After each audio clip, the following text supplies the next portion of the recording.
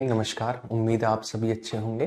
तो एक बार मुझे ये बताएंगे आप सभी कैसे हैं, फिर उसके बाद हमें आज की क्लास को शुरू करेंगे। यदि आज की क्लास को लेकर हम बात करें तो लास्ट क्लास में हमने 7 बजे से 8 बजे तक हमारी वर्ल्ड ज्योग्राफी की शुरुआत हुई थी और वर्ल्ड ज्योग्राफी के अंतर्गत कल हमने केवल महाविस्फोट सिद्धांत के बारे में बात की थी। किस प्रकार हमारे क्लस्टर बने, किस प्रकार गैलेक्सी बनी, किस प्रकार तारे बने, है ना, और किस प्रकार हमारे एक तारे के चारों ओर ग्रह चक्कर लगा रहे हैं। यहां तक हम कल बात कर चुके थे। तो मुझे ये बताइए कल की क्लास तक आपको कोई दिक्कत वगैरह है या नहीं है। अगर नहीं है तो आज की क्लास को हम आगे की ओर बढ़ेंगे। ठीक है, नीतीश है, राजीव, प्रीति, विकास, सोनम, प्रीति, चलिए सभी आ जाइए फटाफट, है ना। तो फिर आज की क्लास को शुरू करें। वर्ल्ड ज्योग्राफी के अंतर्गत आज हम शुरुआत स्टार से करेंगे। स्टार यानी तारे से हम शुरुआत करेंगे। आज किससे? स्टार से पढ़ना शुरू करेंगे। और कल की जो क्लास के हमने चीजों को पढ़ा था, जैसे हमारा ये वाला चैप्टर कंप्लीट हो जाता है तो इसके हम क्वेश्चन लगाएंगे साथ के साथ और देखेंगे कि हम किस टाइप से और कितने प्रीवियस ईयर क्वेश्चंस को अटेम्प्ट कर पा रहे हैं। ठीक है, तो एक बार फटाफट से मुझे बता दीजिए कि आप सभी ठीक ठाक तो है ना? है भाई, ठीक तो हो आप सभी? साउंड वगैरह सब कुछ ठीक है या नहीं है, एक बार मुझे बता दीजिए। ठीक है, चलिए क्लियर है। यदि हम बात करें लास्ट क्लास को लेकर हमने क्या डिस्कशन किया था। लास्ट क्लास में मैंने यह बता दिया था कि किस प्रकार एक गैलेक्सी में तारा होता है और तारे के चारों ओर ग्रह चक्कर काटते रहते हैं। यह बताया था कि नहीं बताया था आपने? हाँ बताया था। अब हम तारे को लेकर बात करें। एक हमारे पास स्टार है ना, एक हमारे पास स्टार है। देखिए ये रहा स्टार। ठीक है, स्टार यानी तारा है।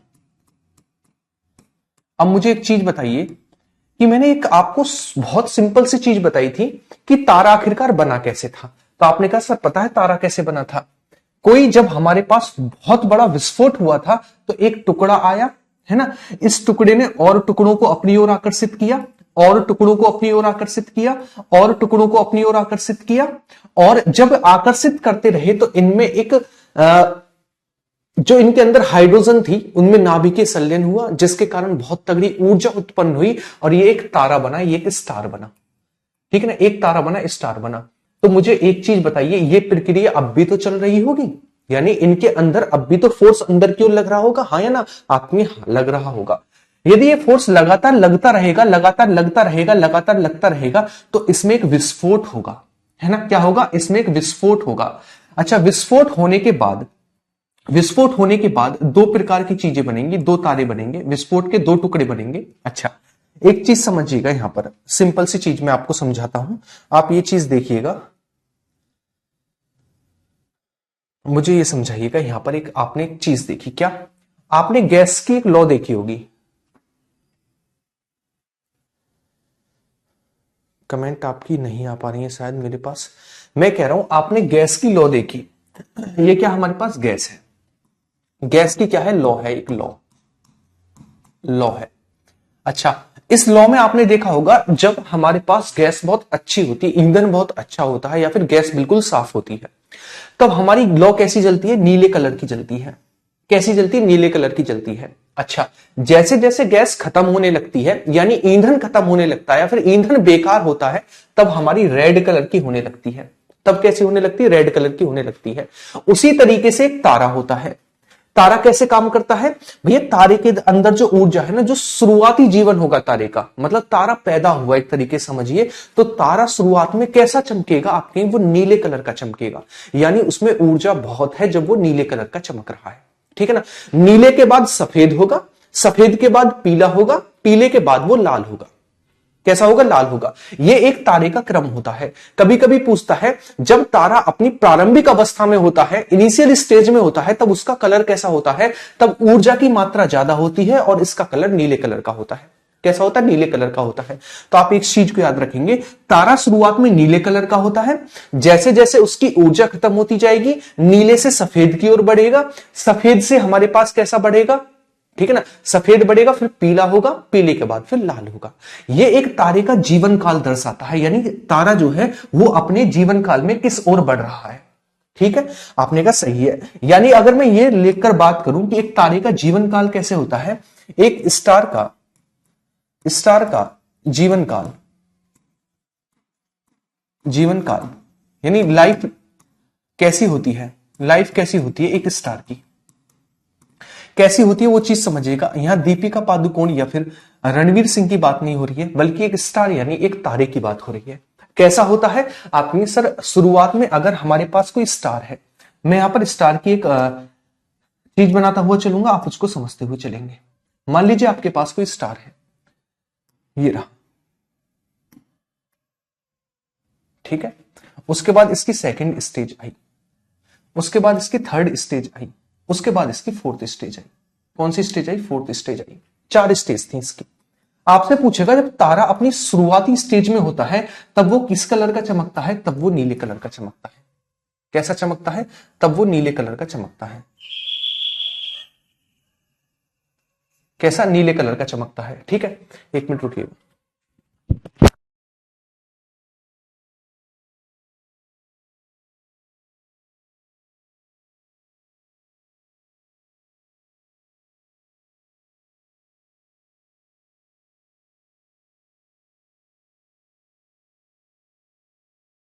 ठीक है, तो तारा शुरुआत में कैसा चमकेगा? नीले कलर का। उसके बाद जैसे ही वो आगे की स्टेज में जाएगा तो उसका कलर कैसा हो जाएगा? White colour. उसके सेकंड स्टेज में जब जाएगा वो कैसे कलर का हो जाएगा? तो आपकी वो हो जाएगा हमारे पास पीले कलर का। ये पहली स्टेज हुई नीली हमारी। दूसरे पर जाएगा वो कैसा होगा? दूसरे पर जाएगा हमारे पास सफेद कलर का होगा, है ना। उसके बाद हमारे पास पीले कलर का होगा। कैसे कलर का? पीले कलर का, ठीक है। और उसके बाद हमारे पास कैसा होगा? उसके बाद हमारे पास बनेगा एक स्टार। कैसे कलर का? आप कहेंगे वो होगा हमारे पास लाल कलर का। लाल कलर का बनेगा,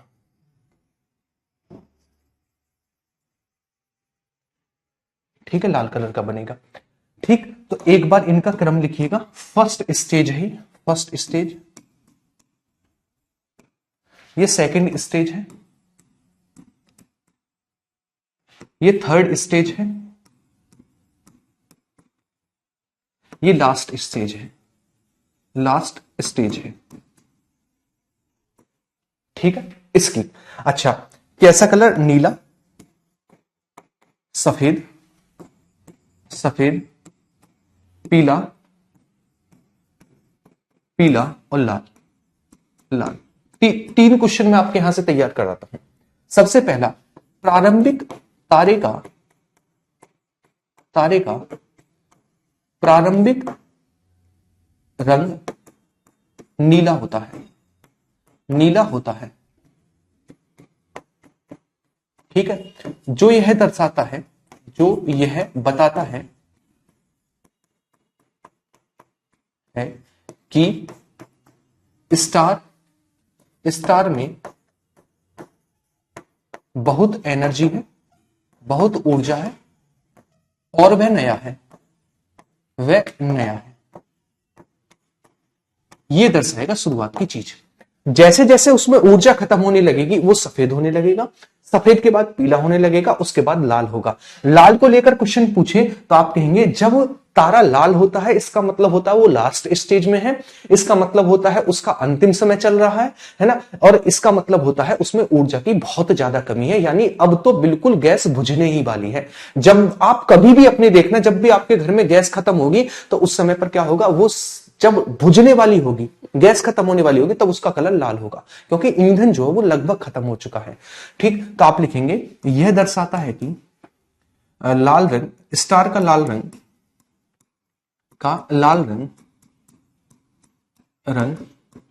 यह बताता है कि वह लास्ट स्टेज में है और बहुत कम ऊर्जा है, और बहुत कम ऊर्जा है।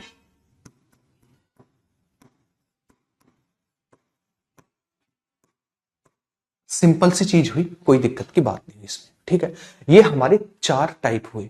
अच्छा, यदि मैं इसको लेकर बात करूं जो हमने अभी पढ़ा, मैंने आपको एक चीज बताई कि हमारे पास एक स्टार है ना, हमारे पास क्या है, एक स्टार है, ये रहा, यहां पर ये रहा, ठीक है।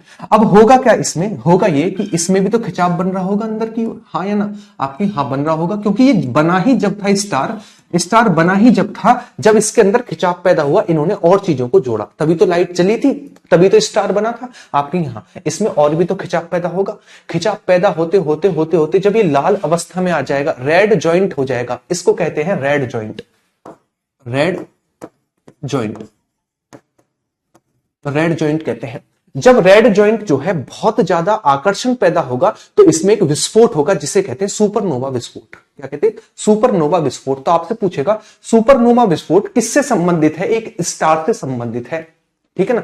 अच्छा, सुपरनोवा विस्फोट स्टार की किस एज में होता है? लास्ट स्टेज में होता है, ठीक है। अच्छा, सुपरनोवा विस्फोट जो होता है वो किस तारे में होता है? ब्लू में होता है, येलो में होता है, ग्रीन में होता है, किस में होता है? आप कहेंगे वो हमारा रेड में होता है, जिसे रेड जॉइंट कहते हैं, लास्ट स्टेज में होता है।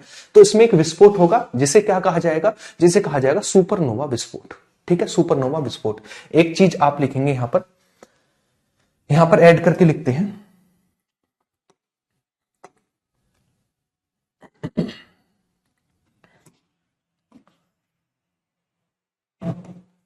जब तारा जब तारा तारा यानी स्टार लास्ट स्टेज में होता है,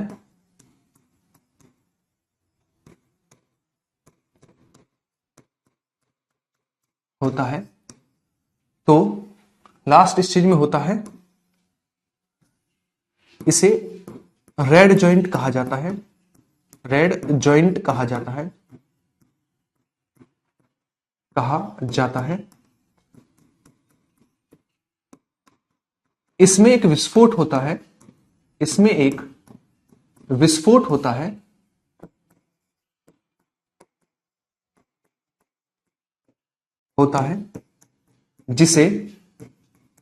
जिसे सुपरनोवा विस्फोट कहते हैं। जिसे क्या कहते हैं? जिसे सुपरनोवा विस्फोट कहते हैं।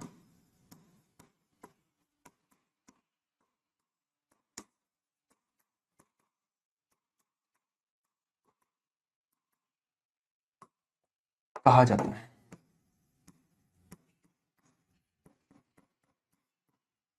ठीक है। इसे क्या कहा जाता है? इसे कहा जाता है सुपरनोवा विस्फोट, ठीक है। चलिए,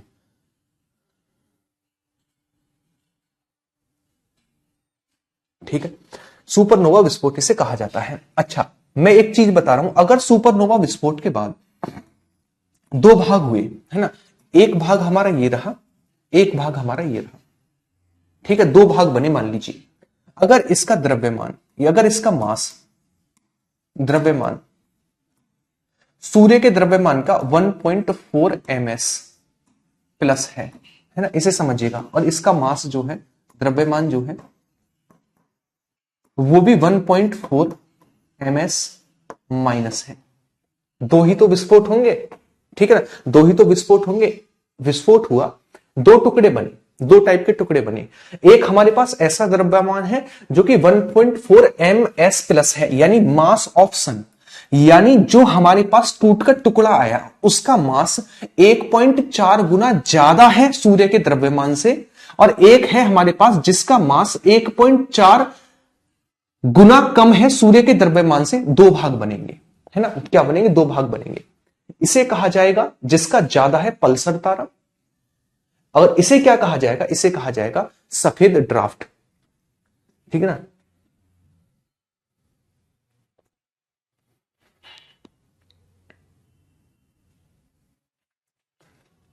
ठीक, तो ये हमारा हुआ, आप कहेंगे ठीक है। यदि मैं इसको लेकर बात करूं, आप कहेंगे इसे क्या कहा जाएगा?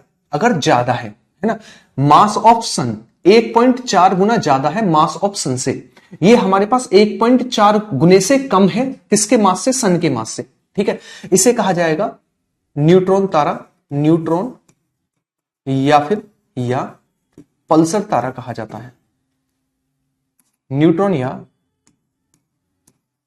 पल्सर तारा कहा जाता है, ठीक है। अच्छा, यदि मैं बात करूं इसको लेकर, इसे कहा जाता है सफेद बामन, सफेद बामन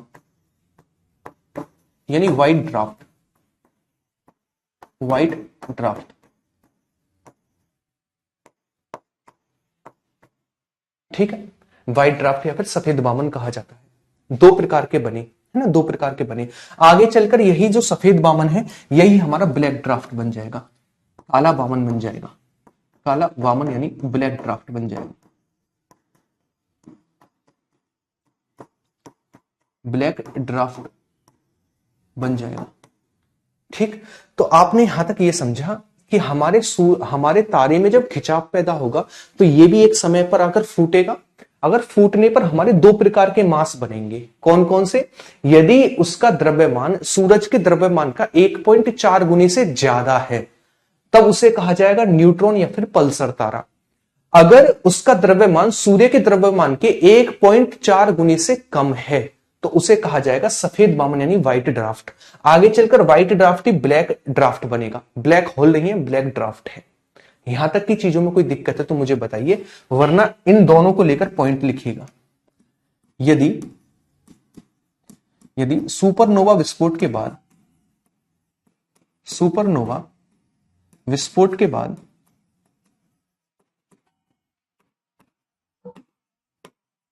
बाद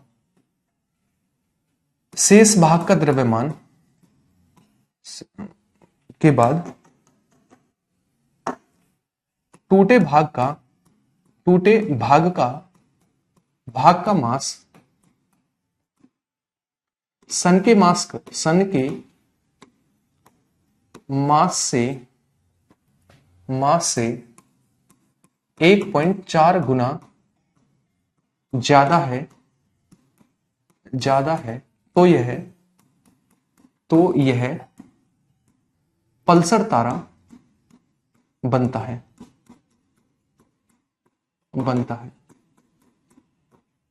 ठीक है, अच्छा, यदि मैं बात करूं इसको लेकर, आप लिखेंगे यदि विस्फोट के बाद टूटे भाग का द्रव्यमान सन के मास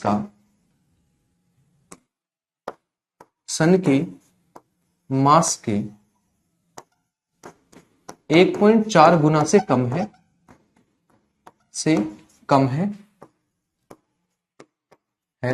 तो यह सफेद वामन बनता है।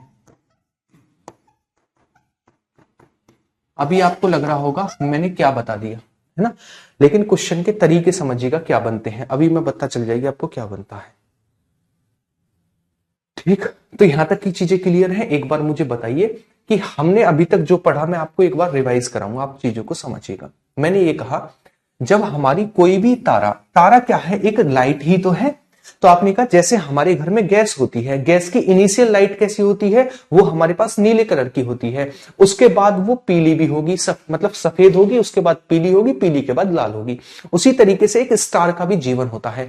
किस तरीके से स्टार का जीवन होता है? स्टार शुरुआत में नीला होता है, उसके बाद सफेद होता है, उसके बाद पीला होता है, उसके बाद लाल होता है ना। अच्छा, नीला क्या दर्शाता है? नीला ये दर्शाता है कि शुरुआती स्टेज है किसी भी तारे की, इसके अलावा इसमें एनर्जी बहुत ज्यादा है। जबकि लास्ट स्टेज यानी हमें, ठीक है ना, लास्ट स्टेज यानी हमें जो रेड जॉइंट है, रेड जॉइंट क्या दिखाता है कि एक तो लास्ट स्टेज है, इसके अलावा इसमें एनर्जी कम होती जा रही है, यानी इसकी बत्ती बुझने ही वाली है ना, बुझने ही वाली है बत्ती, और यही चीज हमारी लास्ट स्टेज दर्शाती है। उसके अलावा एक तारा, जो कि तारा बना कैसे था, मैंने कहा एक कण है, वो अपनी ओर चीजों को आकर्षित करता जा रहा था, जब आकर्षण हुआ तो गर्मी बनी, गर्मी से नाभिकीय संलयन हुआ, नाभिकीय संलयन से बहुत ज्यादा एनर्जी हुई तो वो लाइट बनी, है ना, तो वो हमारा तारा बनकर निकल कर आया। तो ये आकर्षण अब भी तो चल रहा होगा आपने, हाँ, जब ये आकर्षण और ज्यादा हुआ तो इसमें एक विस्फोट हुआ। इसमें क्या हुआ? इसमें एक विस्फोट हुआ, और विस्फोट होने के बाद इसके दो भाग बने, भाग 1 और भाग 2। ठीक है, यदि भाग 1 टूटने के बाद सूर्य के द्रव्यमान के 1.4 गुने से ज्यादा है तब इसे कहा जाएगा न्यूट्रॉन या फिर पल्सर तारा। अगर टूटने के बाद इसका द्रव्यमान 1.4 गुना कम है तब इसे कहा जाएगा सफेद वामन यानी व्हाइट ड्राफ्ट।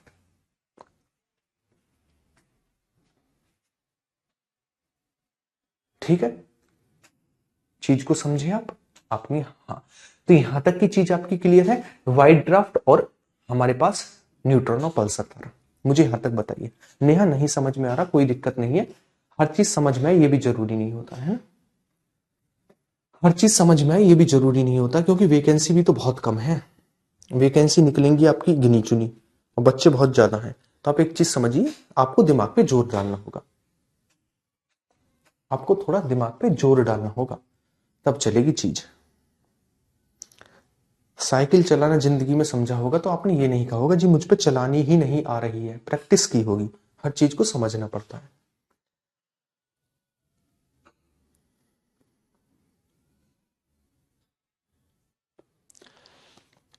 चलिए, सबको क्लियर है, ठीक है। अच्छा, अब मैंने ये कहा हमारे पास ये विस्फोट हो चुका है, हमने बम करा दिया है ना, ये करा दिया। अच्छा, मैं इसको लेता हूं, इसको यहीं पर छोड़ दीजिए, यहीं तक क्वेश्चन बनेंगे, इसको लीजिए, यहां से क्वेश्चन बनेगा। मैंने ये लिया, कौन सा तारा, न्यूट्रॉन या फिर पल्सर तारा, मैंने लिया न्यूट्रॉन या फिर पल्सर तारा,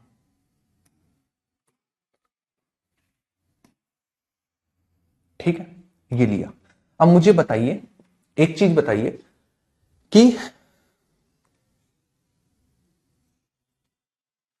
ठीक है, तो आप एक चीज बताइए, अब ये जो तारा है हमारे पास ये जो तारा है, ये बहुत तेजी से गति करता है, इसीलिए पल्सर, आपने गाड़ी सुनी है ना, पल्सर, पल्सर यहीं से आई है।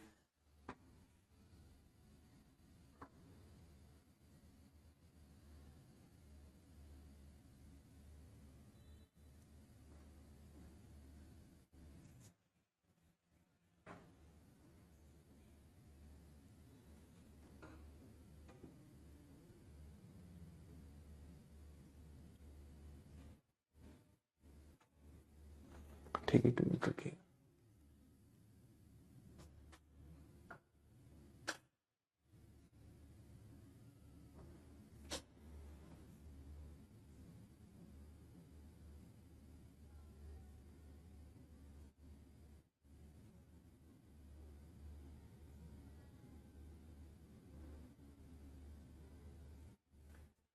ठीक है, आगे की ओर बढ़ते हैं।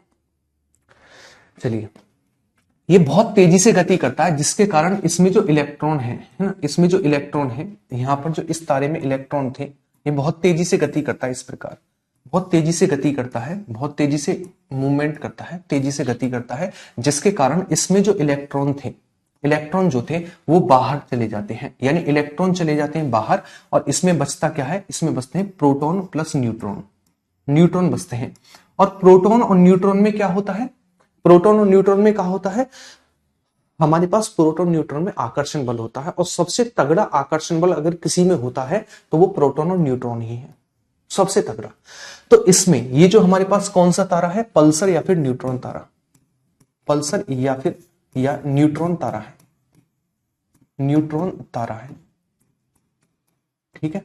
अच्छा, इसमें बहुत ज्यादा आकर्षण पैदा होगा, है ना, इसमें भी बहुत ज्यादा आकर्षण पैदा होगा, बहुत ज्यादा खिंचाव पैदा होगा, बहुत ज्यादा खिंचाव पैदा होगा। जब खिंचाव पैदा हो जाएगा तो एक सारा का सारा द्रव्यमान एक जगह सिमट कर रह जाएगा, क्या रह जाएगा, एक जगह समट कर रह जाएगा। और ये जो एक जगह सिमट कर रह गया है द्रव्यमान, एक जगह सिमट कर जो ये द्रव्यमान रह गया है, इसे ही कहते हैं ब्लैक होल। कृष्ण विवर ब्लैक होल कहते हैं। तो वास्तव में ब्लैक होल किससे बना है, एक तारे से बना है, तारे के किस भाग से बना है, पल्सर तारे से बना है। पल्सर तारे को न्यूट्रॉन तारा क्यों कहा जाता है, क्योंकि बहुत तेजी से गति करता है, तो इसके इलेक्ट्रॉन तो बाहर भाग जाते हैं, इसमें बचते हैं प्रोटॉन और न्यूट्रॉन। प्रोटॉन और न्यूट्रॉन में बहुत तगड़ा आकर्षण बल होता है, ये अपने अंदर इतना खिंचाव पैदा कर देते हैं कि सारा का सारा मास एक जगह पर, एक पॉइंट पर इकट्ठा हो जाता है, इसे ही कहते हैं ब्लैक होल। क्या कहते हैं, ठीक है ना, इसे ही कहते हैं ब्लैक होल।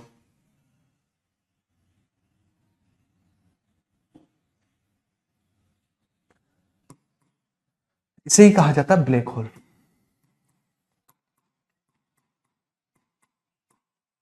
ब्लैक होल कहा जाता है। तो आप एक पॉइंट बनाकर लिखेंगे, पल्सर तारा, पल्सर तारा जब तेजी से गति करता है, जब तेजी से गति करता है,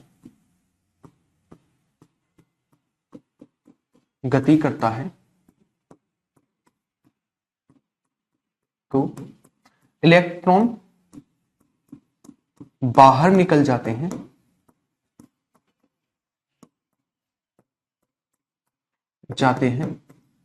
तथा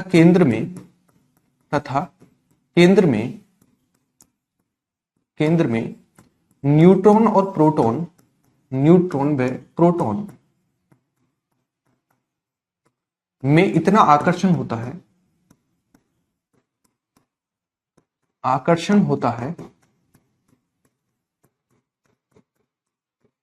कि सारा मास एक जगह इकट्ठा हो जाता है,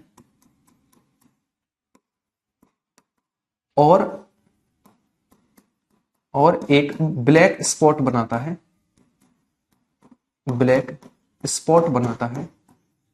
इसे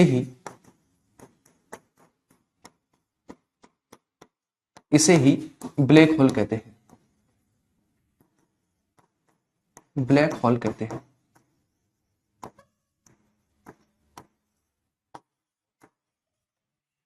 कहते हैं।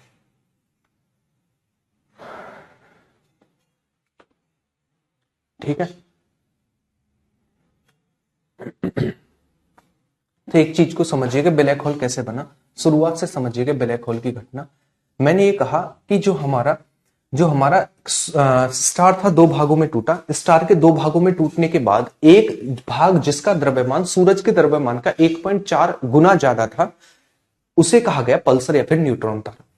अच्छा, जो पल्सर या फिर न्यूट्रॉन तारा जो बना है ना, इसमें क्या हुआ, इसने बहुत तेजी से गति कर रहा था, बहुत स्पीड से ये गति कर रहा था, है ना। ठीक, बहुत तेजी से जब ये गति कर रहा था तो इसके इलेक्ट्रॉन बाहर चले गए। इलेक्ट्रॉन क्या हुए, इलेक्ट्रॉन इसके बाहर चले गए, केंद्र में प्रोटॉन और न्यूट्रॉन बचे।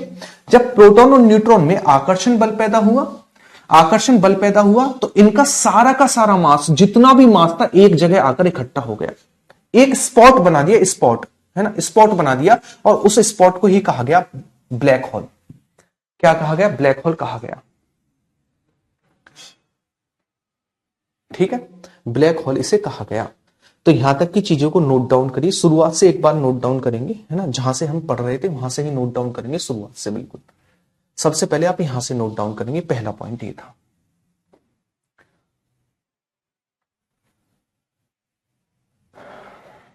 संजुल, मैंने एक पीडीएफ भेज दी है, पीडीएफ डल जाती है, कल की भी पीडीएफ डल गई है।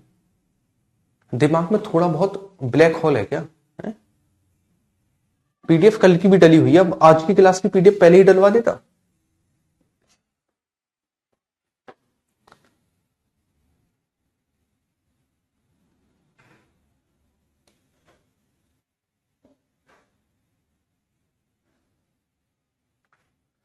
इसे नोट डाउन करिए, ठीक है।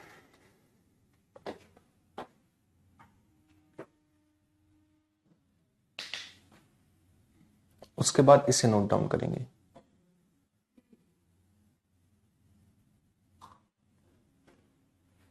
अंजू, जिस दिन आप ये कंपेयर करना जिंदगी में बंद कर दोगे ना, उस दिन कुछ और ही हो जाएगा जिंदगी में, ठीक है। चलिए,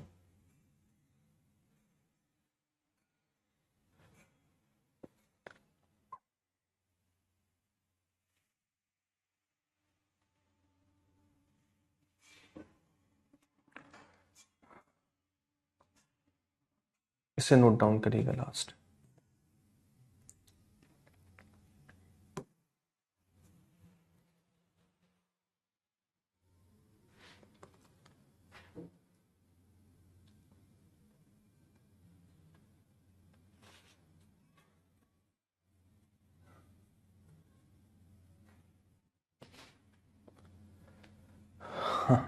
आगे की ओर बढ़ते हैं, आगे समझते हैं।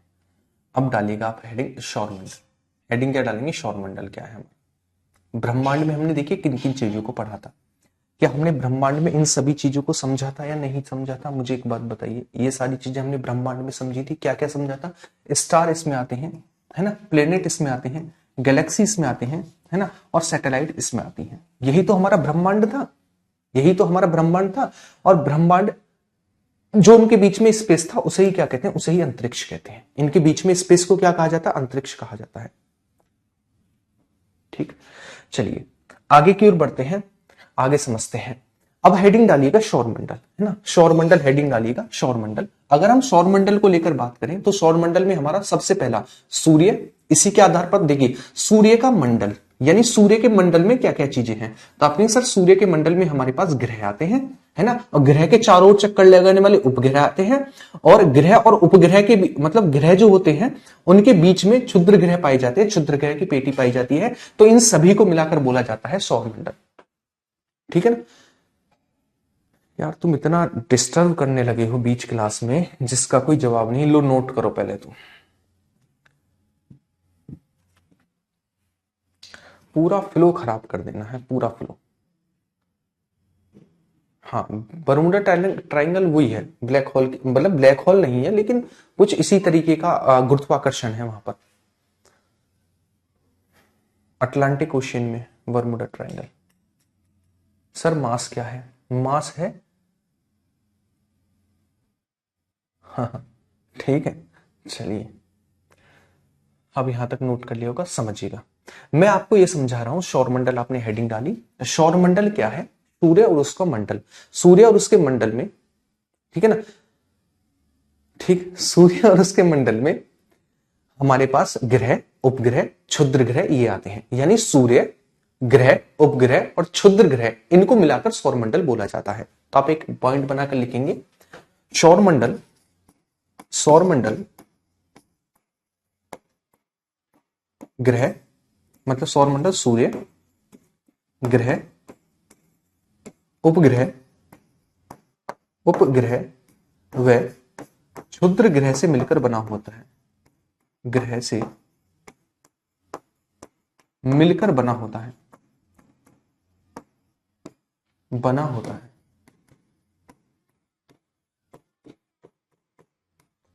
ये हमारे पास होता है सौरमंडल। आपसे मैं एक क्वेश्चन पूछ रहा हूं, आप बताएंगे, ठीक है ना। लाल दानव क्या है सर, लाल दानव कुछ नहीं है, वो रेड जॉइंट को लाल दानव कह देते हैं। देखिए एक चीज समझिएगा, मैं आपसे पूछ रहा हूं निम्नलिखित में से कौन सौरमंडल का भाग नहीं है ना, कौन सौरमंडल का भाग नहीं है। क्वेश्चन आपके पास जैसे आपको दे दिया सूर्य, सूर्य, ग्रह, ग्रह, इसके अलावा बहुत गौर से चीजों को समझिएगा, है ना, क्षुद्र ग्रह, क्षुद्र ग्रह, ठीक, इसके अलावा सैटेलाइट, सैटेलाइट, इसमें से कौन सा हमारे पास, ठीक है ना, इसमें से कौन सा हमारे पास किसका भाग नहीं है, सौरमंडल का भाग नहीं है, हमारे पास सोलर सिस्टम का भाग नहीं है। निम्नलिखित में से कौन सा सोलर सिस्टम का पार्ट नहीं है, सन, प्लैनेट, क्षुद्र ग्रह, सैटेलाइट, इसमें से कौन सा नहीं है। ठीक, तो आप कहेंगे सर प्लैनेट जो हमारे पास, देखिए सबसे पहली चीज हमारे पास सूर्य है, हाँ है, सूर्य के चारों ओर कौन चक्कर काटते हैं, ग्रह, ये भी है, क्षुद्र ग्रह भी है, लेकिन सैटेलाइट इसका भाग नहीं है। ब्रह्मांड का तो भाग है सैटेलाइट, लेकिन सौरमंडल का भाग नहीं है, सूर्य के मंडल में नहीं आती है। तो पहला क्वेश्चन तो ये बना। इसके अलावा हम बात करें सौरमंडल को लेकर, है ना, सौरमंडल को लेकर बात करें, ये रहा, ये हमारे पास सूर्य का मंडल है। ये क्या है, ये सूर्य का मंडल है।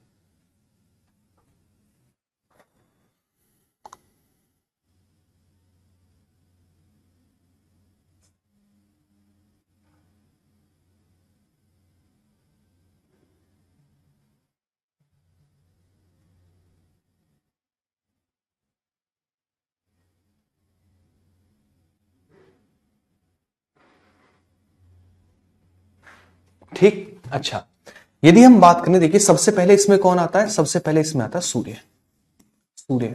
ग्रहों को लेकर बात करें, सबसे पहले बुध ग्रह आता है, यानी मरकरी, बुध, ठीक है। उसके बाद आता है शुक्र ग्रह यानी वीनस, अभी इंग्लिश में सबके नाम लिख दूंगा, रुक जाइए। उसके बाद आता है हमारे पास पृथ्वी, उसके बाद आता है हमारे पास मंगल, उसके बाद आता बृहस्पति, बृहस्पति,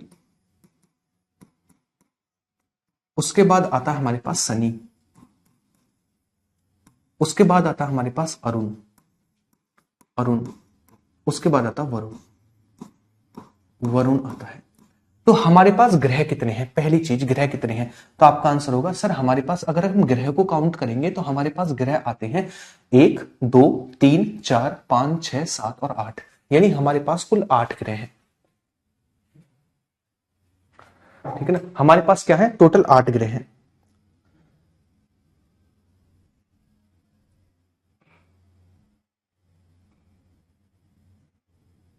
ठीक, यदि हम बात करें, ये हमारे पास कौन सा, मरकरी है, मरकरी है। ये हमारे पास कौन सा है, वीनस है, वीनस। ये अर्थ है, ये मार्स है। ये हमारे पास बृहस्पति यानी जुपिटर है। ये सैटर्न है। ये हमारे पास यूरेनस है। ये हमारे पास नेपच्यून है, नेपच्यून है। ठीक है, तो हमारे पास ग्रह हैं 8। आप लिखेंगे सबसे पहले हमारे पास यहां पर पॉइंट बना के लिखते जाएगा, हमारे सौर मंडल में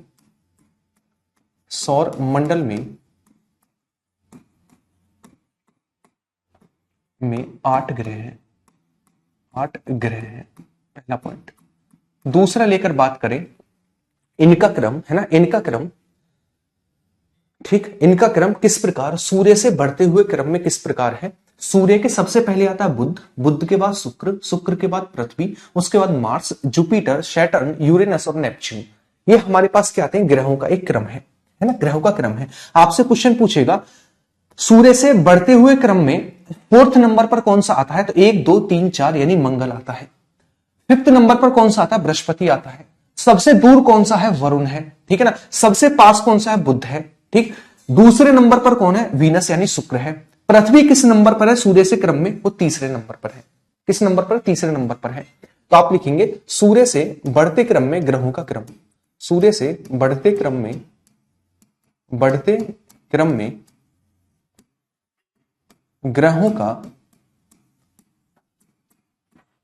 क्रम। क्या क्रम है ग्रहों का, तो आपने कहा सर सबसे पहले आता है मरकरी, मरकरी, उसके बाद वीनस आता है। कौन सा आता है, वीनस। उसके बाद आता है अर्थ, अर्थ, उसके बाद मार्स, उसके बाद आता है जुपिटर,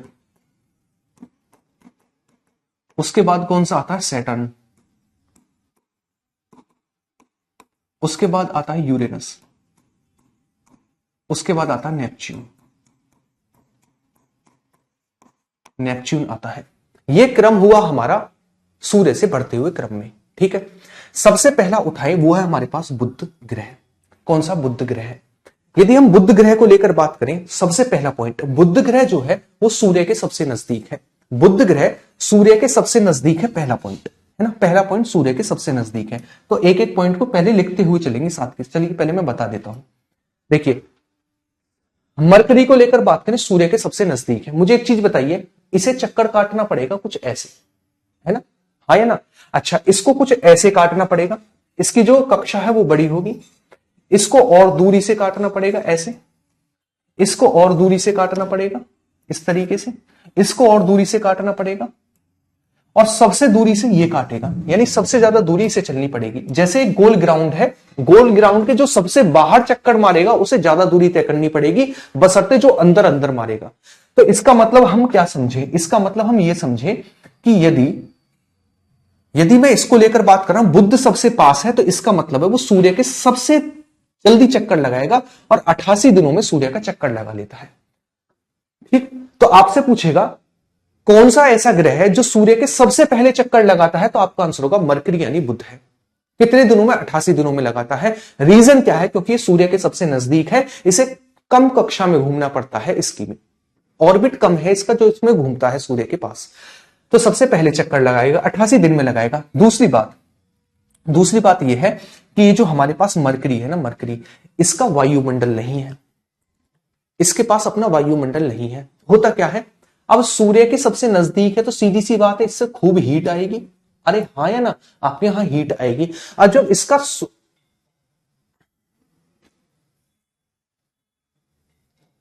जब इसमें वायुमंडल नहीं है,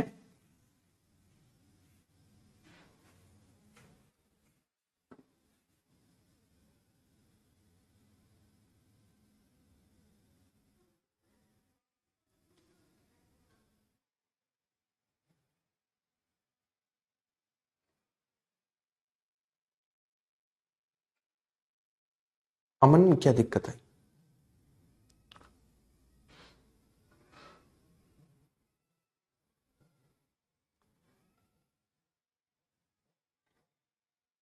क्या दिक्कत आई अमन?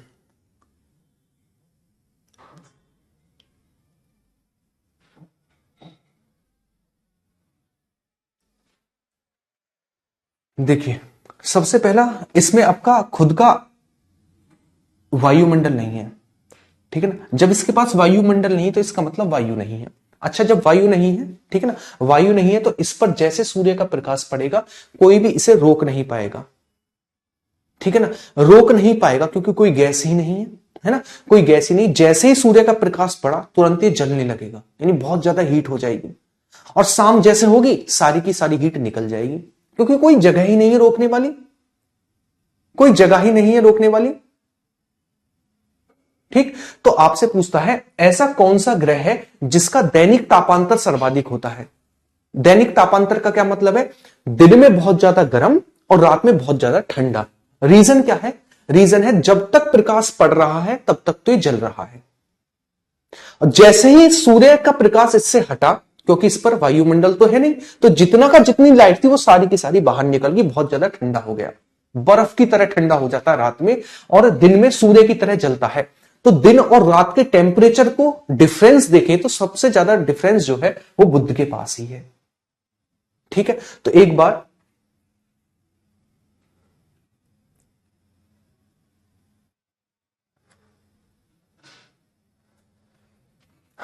यहां पर पॉइंट बनाकर लिखेंगे। सबसे पहली चीज यह सूर्य के सबसे नजदीक है, यह सूर्य के सबसे नजदीक है, ऊपर लिखी थोड़ा, यह सूर्य के सबसे नजदीक है, सबसे नजदीक है, पहला पॉइंट। दूसरा पॉइंट है यह सबसे कम समय में सूर्य का चक्कर लगाता है, यह सबसे कम समय में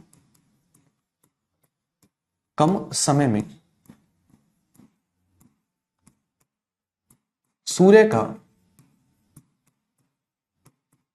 चक्कर लगाता है।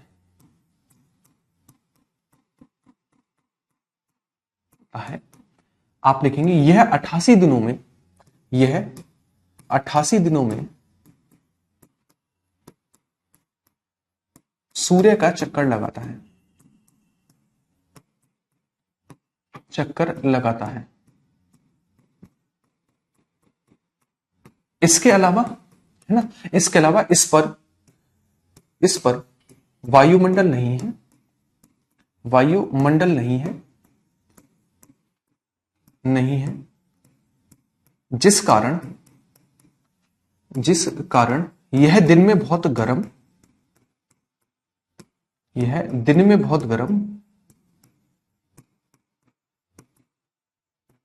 बहुत गर्म और रात में बहुत ठंडा हो जाता है, और रात में बहुत ठंडा हो जाता है,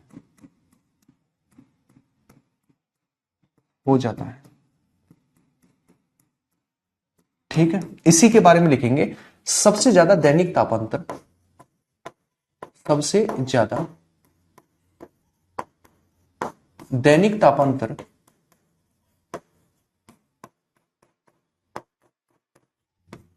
बुध का ही है,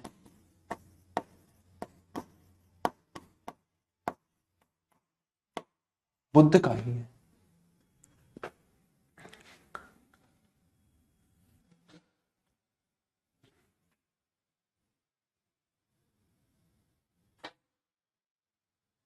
किसका है? बुध का है, ठीक है। तो ये सारी की सारी पॉइंट आप बुध को बनाकर लिखेंगे। एक बार मैं नंबर डाल देता हूं, पहले पर ये था, दूसरे पर ये रहा, तीसरे पर पॉइंट ये रहा, चौथे पर ये रहा और पांचवें पर ये रहा, पांचवें पर ये रहा।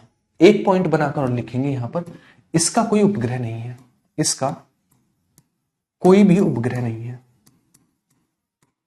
भी उपग्रह नहीं है, नहीं है। ठीक है। अरे मेरे भाई एक बात मुझे बताओगे, एक बात बताओगे, आप कह रहे हो सूर्य के सबसे नजदीक है, सबसे गर्म भी होना चाहिए। भैया जब वायुमंडल नहीं है तो गैस रोक भी तो नहीं पाएगा। मुझे एक चीज बताइए, एक चीज है जो कागज है, कागज है ना, कागज है तो एक कोयला है। अच्छा मैंने कागज को जलाया, कागज तुरंत जला, बहुत तगड़ी हीट, बहुत तगड़ी आग लगती है और एक संग बुझ जाती है। जबकि कोयला बहुत धीमे धीमे बहुत लंबे समय तक जलता है। तो सबसे ज्यादा एनर्जी किसमें है, हीट कौन दे रहा है, कोयला दे रहा है, क्योंकि लंबे समय तक हीट देता जा रहा है ओवरऑल। जबकि कागज तुरंत जला, तुरंत बुझ गया। उसी तरीके से हमारा बुध है, बुध पर जब तक हीट पड़ रही है जब तक तो जल रहा है, वायुमंडल नहीं है इस पर। और जैसे ही हमारी हीट खत्म होगी, सूर्य हटेगा, वैसे सारी की सारी हीट इससे चली जाएगी और बहुत ज्यादा ठंडा हो जाएगा। तो हम ओवरऑल दिन और रात का टेम्परेचर ही तो मिलाएंगे, तभी तो हम देखेंगे सबसे गर्म है सबसे ठंडा है। तो ये बहुत ठंडा ग्रह है।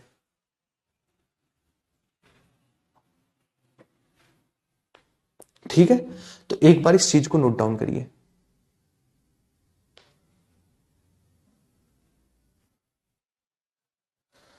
यह था बुध को लेकर डिस्कशन।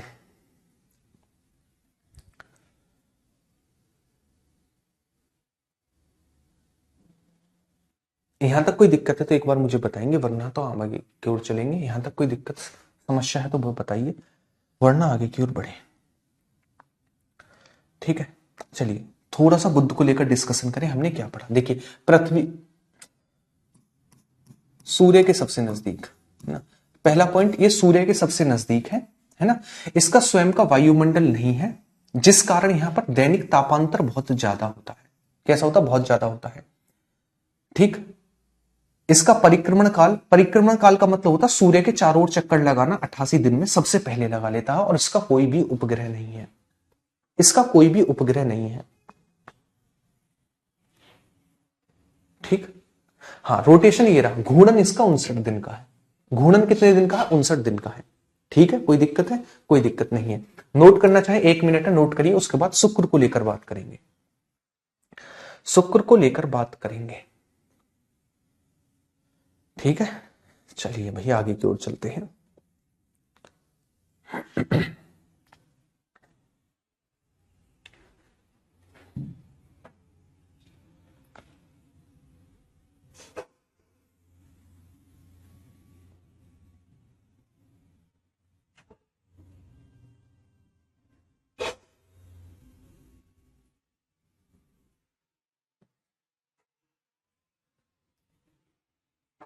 एक चीज समझिएगा आप शुक्र के बारे में, शुक्र यानी वीनस के बारे में, है ना। देखिए वीनस को लेकर हम बात करें, शुक्र को लेकर बात करें, पहली चीज ये सूर्य के दूसरे नंबर पर आता है, सूर्य से दूसरे नंबर पर आता है क्रम में। पहले पर बुध आता है, सेकंड पर शुक्र आता है। अच्छा, शुक्र में मीथेन गैस पाई जाती है। कौन सी गैस, ध्यान से सुनना, कौन सी गैस, मीथेन गैस। अरे क्या हुआ, नोट ना करा क्या तुमने।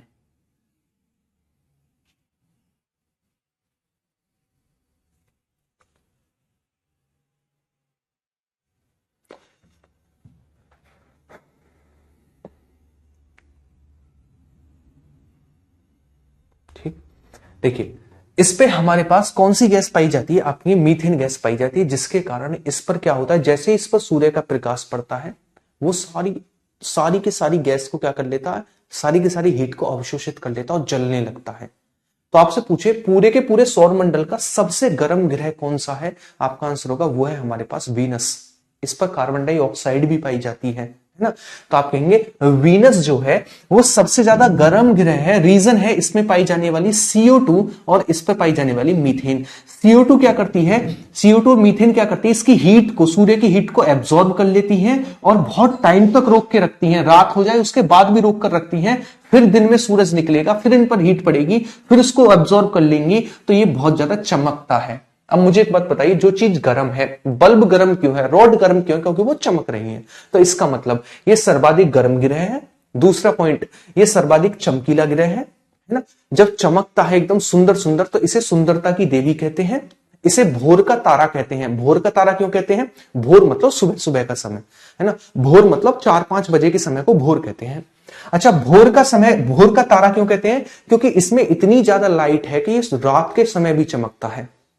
जैसे भोर का समय होता है ना, 4-5 बजे का सुबह का समय होता है, उस समय भी चमकता अपनी हीट की वजह से, इसीलिए इसे भोर का तारा कहते हैं। इसीलिए इसे शाम का तारा कहते हैं। किसको? हमारे पास शुक्र को, है ना। शुक्र को भोर का तारा, शाम का तारा भी कहते हैं। अच्छा, इसका आकार लगभग पृथ्वी के आकार के बराबर है, इसीलिए इसे पृथ्वी की जुड़वा बहन भी कहा जाता है। ठीक है। अच्छा देखिए, वैसे पृथ्वी के सबसे पास का जो ग्रह है वो मंगल है, लेकिन पृथ्वी की जुड़वा बहन शुक्र को इसलिए कहा जाता है क्योंकि ये लगभग इक्वल है। इनका आकार लगभग इक्वल है, पास है इस वजह से नहीं, आकार लगभग इक्वल है। ठीक, तो इस चीज को समझिएगा, लिखिएगा। आप लिखिए, यह है सूर्य से सेकंड नंबर पर आता है, सेकंड स्थान पर आता है, यह सर्वाधिक गर्म ग्रह है, यह सबसे गर्म ग्रह है,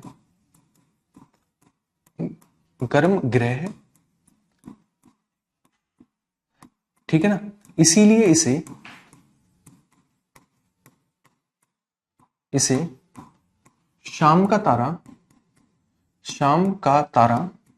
या फिर भोर का तारा कहा जाता है। भोर का तारा कहा जाता है। ठीक है ना। अच्छा, आप लिखेंगे इसका आकार लगभग पृथ्वी के आकार का बराबर है, लगभग पृथ्वी के बराबर है,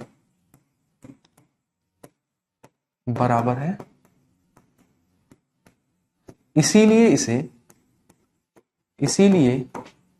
इसे पृथ्वी की जुड़वा बहन कहते हैं। पृथ्वी की जुड़वा बहन कहते हैं।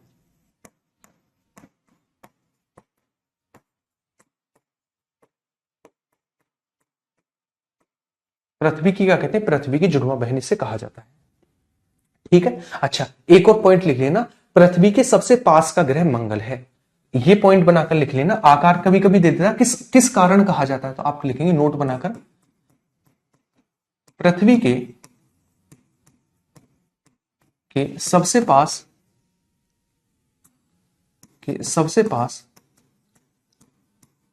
ग्रह मंगल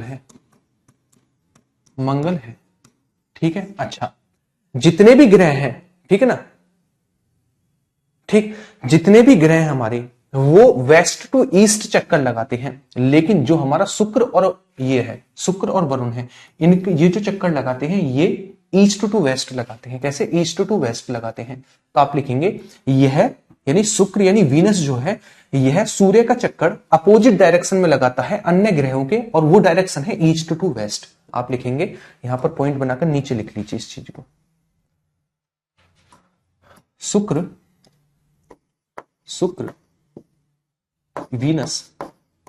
वीनस सूर्य का चक्कर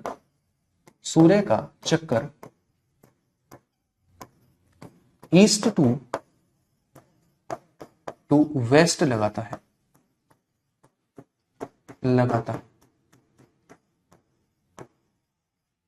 ईस्ट टू वेस्ट लगाता है।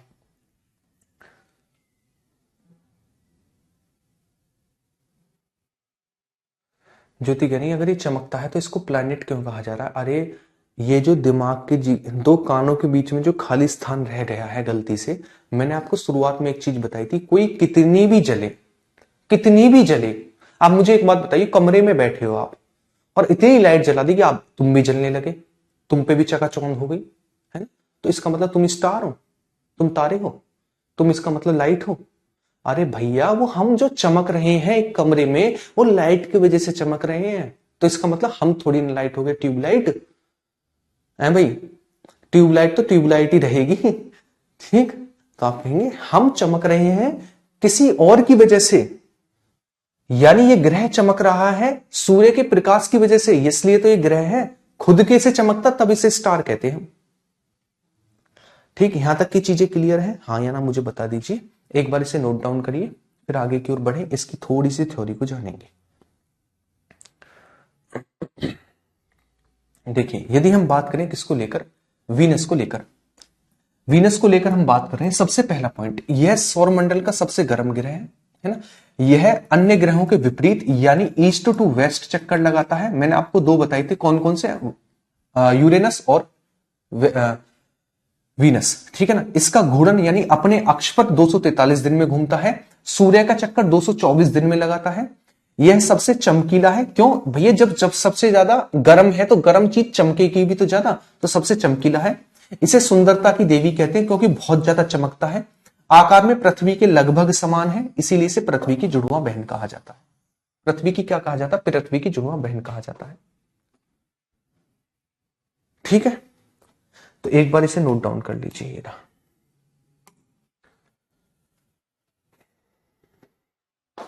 ठीक, तो आज की क्लास को हम यहीं तक रोकेंगे। हमने स्टार को समझा आज, इसके अलावा हमने बुध शुक्र को समझा, पृथ्वी मंगल बृहस्पति शनि अरुण वरुण, इनको कल जानेंगे इनके बारे में, है ना।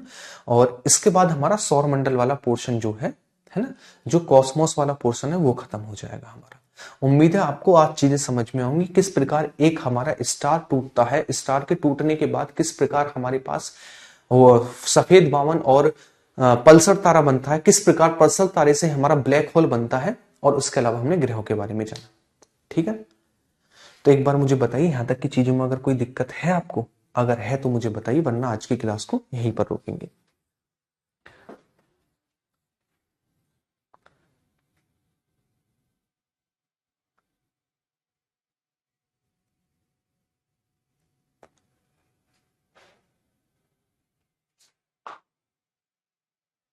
ठीक है,